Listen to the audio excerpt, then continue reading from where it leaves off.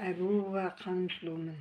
1946 жылы туғанмын. Шиғдық деген ауылда туып өстім. Сол арада, сол араның бүкіл барлық жақсысында, жаманында, шөп-шөңгесінде бәрін де білем.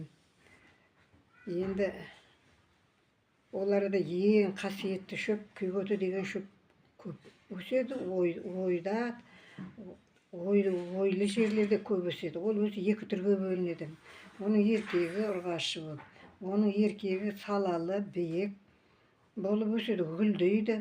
Ал ұрғашы тырбық, жан-жағы жаңа көлемді болып, аласа болып өседі.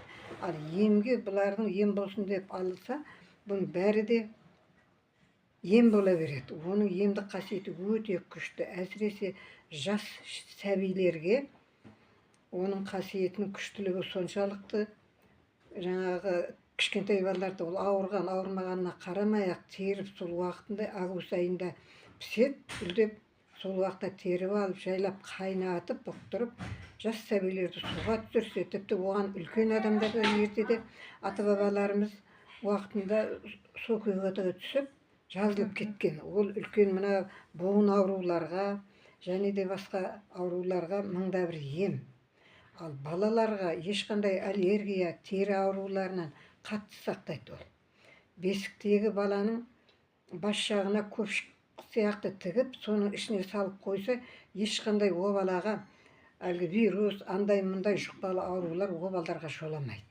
Өзі иісінен ақ сондай иісі әдемі, жақсы, бірақ та жаман нәрселер жоламайды.